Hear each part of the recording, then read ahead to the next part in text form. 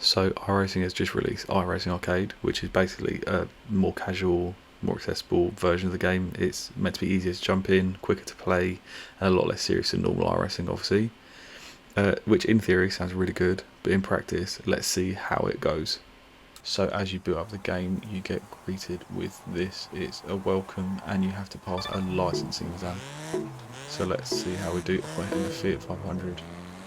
Now this is my first time playing, so I'm really intrigued to see how it goes. Oh, the handling is really nice. It's sort of that real mix between arcade and simulator. Like, you can tell people that design a real serious simulator made this game, but also it's got that nice sort of accessible arcadey feel.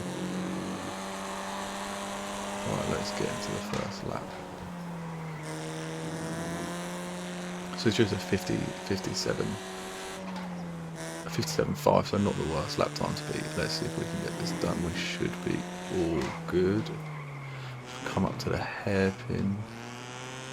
A little bit of wheel spin. I'm really liking the sort of drifty feel to the car.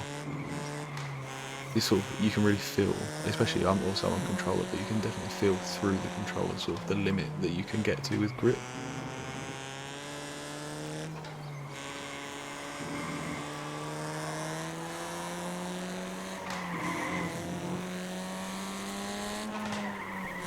And we're just firing the final corner and then across the line. 10 seconds up. That is a decent start. And you get this cool little animation. So you've acquired the license, we've got no penalties, and we set our best lap time. So once you finish that first license test, you're brought into this quite nice menu. So you see that the option says career mode, which you might have a look into. There's free play, which will definitely jump into a race and see how it goes. Then there's multiplayer, so I can imagine some absolute chaos, even worse than regular iRacing lobbies. You can also link your iRacing account to get some special gifts, and there's also loads of customization. You can customize your cars and sell your cars, and then you can change your driver, like helmets. You can buy helmets, you can buy driver suits, you can get little poses, little celebrations. It also has all of your stats. I think it's about time we hop into a free play race to see how it goes though. Right, so as you load into the race, you're brought to this screen. See the car getting loaded off the truck. This game looks unreal. I really like the graphical style. I think it's really good.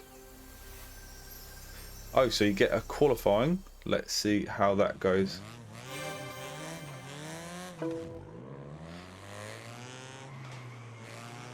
Oh, so it's sort of, is it like a mini race to determine qualifying? I'm not really sure.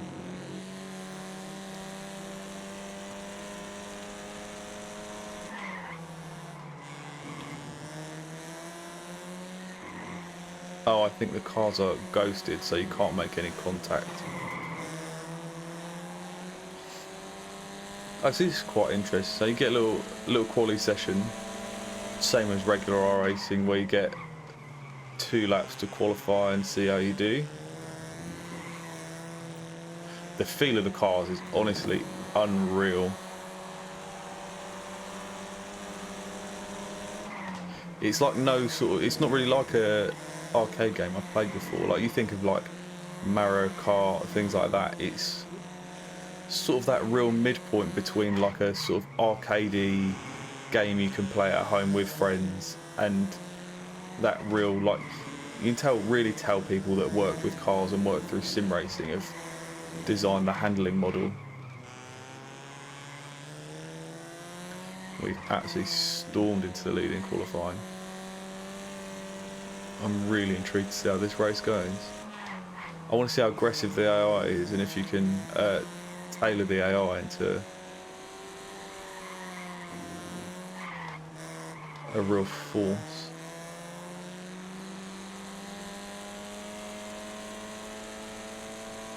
Going down the back straight, got some big speed, a little bit of brakes, but you can sort of drive around.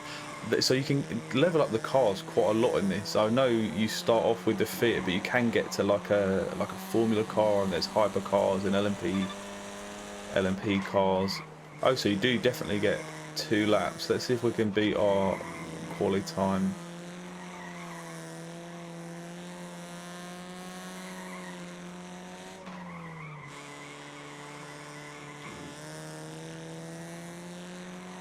I think we really did a much more conservative first lap in quali. We'll really try and push it and see what we can get done. And as we cross the line in quali, we're going to not improve, annoyingly, slower in the second lap, but we don't care. We're still going to be on pole. I will see you for the race start. Right, we are in for the race. As seen, it's 7 laps around the track we have just gone through. We're starting on pole. See if we can get a good getaway. We've had a good getaway.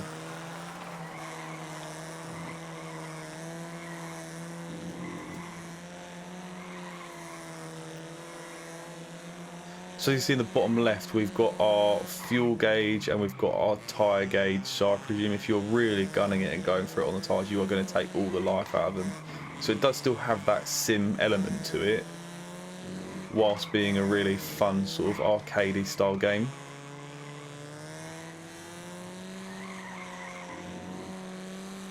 Now I'm unsure. I don't know if we're going to need to pit in this race. Maybe. We're already bringing our tyre wear down quite a lot, down to 92 and 90% fuel. Yeah, only part way through the first lap. We might well need to pit.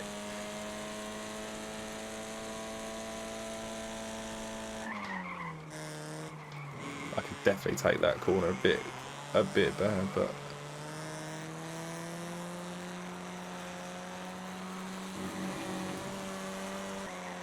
so as we cross the line at the end of the third lap, as you can see in the bottom left, we have got a little centre coming up saying that we've got 3.5 laps left. I don't know, I presume that's fuel or tyre, so I don't think we're going to need to pit, but I might just give a pit stop a go and see how it works. See how much time we lose compared to everyone else. There are some cars pitting.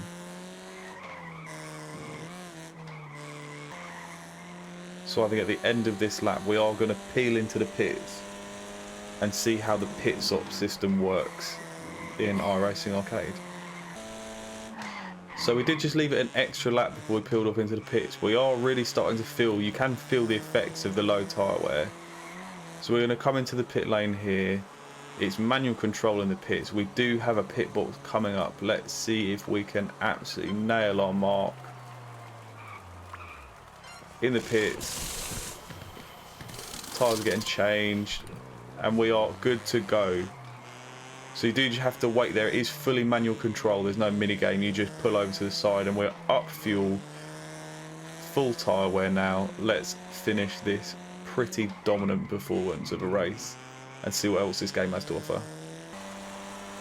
Right, we have just about got onto the last lap. We're going to really push, because we were slow obviously because of the pit stop. We're going to really push and get a good lap going for the last lap, end this race.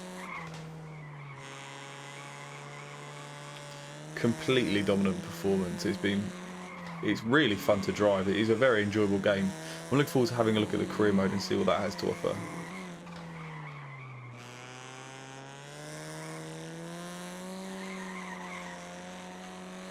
I don't really think we would have needed to take a pit stop, but I think it's quite good to see the mechanic. You can really push the limits on these tracks as well.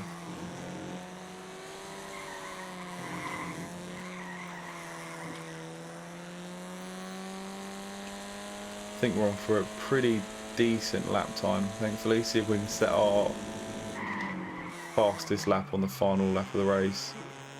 Really end with a flourish. We pull the car around a final corner, we can end our dominant performance with a fastest lap of the race and a win. Yet again, you get your little celebration, and there is confirmation we won by a ton. So as I said previously, you can get various different cars. You can obviously edit your cars. We've only got the Fiat at the moment, which is the starting car. but you can, once you've earned some credits, get touring cars. You can get what that'd be, a Formula V or a Formula Junior, and then you can all get up to Formula 1 cars. You get hypercars, LMP2s, Porsches, Formula 4. So there is a bunch of cars you can get, really. A very in-depth game. But I think, based on the game so far, it is really good. It's really fun to drive. It's sort of got that nice feeling. It's easier for players that enjoy a more arcadey type style. I can imagine multiplayer will be chaos, so I might chuck a video on the multiplayer and have a look at the career mode as well, because I think it looks just really fun. So yeah, I mean, iRacing did turn into an arcade game, but honestly, it is really fun. It is very enjoyable. I will see you next time. That's it from me today.